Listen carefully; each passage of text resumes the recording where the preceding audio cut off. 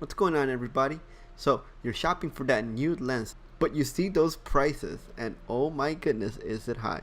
Well, what if I tell you there's actually a cheaper solution to this, one that doesn't break the bank but yet still helps you to learn more about photography? I'm talking about lens adapters. Now, the way I learned about lens adapters is that when I first was introduced to photography, I was actually given a film camera. It was a Minolta, and later down the road, I ended up getting myself a T5i, and so then that's when the idea hit me. I realized that I wasn't using my old Minolta lenses anymore, and so I wondered if there's a way I can put my Minolta lenses into my EOS camera. So back then I ordered these things from eBay, but as I'm looking at the prices now in Amazon, you can actually get these things for as cheap as like $10, at most $20 for these adapters. And what they help you do is pretty much connect those Minolta lenses over to your EOS camera. The one that I got, for example, is called the MD to EOS adapter. I'm sure there are other adapters that allows you to connect other film cameras to your particular camera, but yeah, this is the example that I'm going to be using. So when I did this, you have to realize that there's actually two kinds of adapters in a way. One is just like your typical, $10 adapter that just lets you connect the lens over to your digital camera. But what this ends up doing is that you can actually get some micro photography going because it doesn't have that glass in the middle. So that's where I wanted to show you the other lens adapter, and this one does have the glass in there, which actually allows you to use the lens for what it's meant for, to use unlimited focus, unlimited distance. So here's how I was able to connect my lenses through the adapter into my digital camera. As you can see, I just matched the red dots, I push the button in, twist it up, and then do it the same thing into my digital camera, and voila, my T5i now has this funny looking film lens attached to it. Looks pretty cool though, right? And so these were some of the shots I was able to capture with the glass lens adapter. This is the one where you can do the unlimited focus.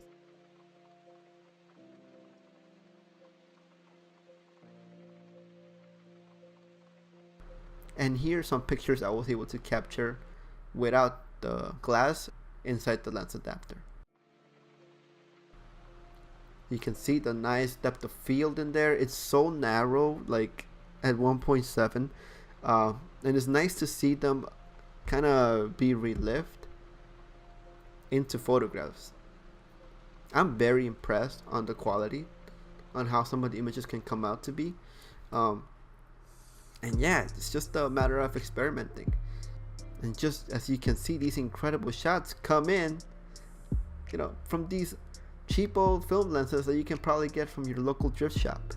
So what do you think about the quality of the images that are coming out from these film lenses? Are they better or are they worse compared to a brand new lens? Please let me down in the comments. I'd be interested to find out. Now yes, before moving forward, I do want to talk to you about some things that happen when you do this. First of all, you're going to be experiencing some crop factoring. Now, because these lenses come from a full frame camera, in my example, the T5i doesn't have that kind of sensor. It has a smaller sensor called an APS-C, and so what ends up happening is, think of it like a zoom. So when I put that 50mm in, and this goes for every single camera. Each camera has their own crop factor. The T5i or the 700D, I know for sure is a 1.8 crop factor. So this 50mm lens now becomes an 80mm lens because the sensor is much smaller compared to that of the lens that's on.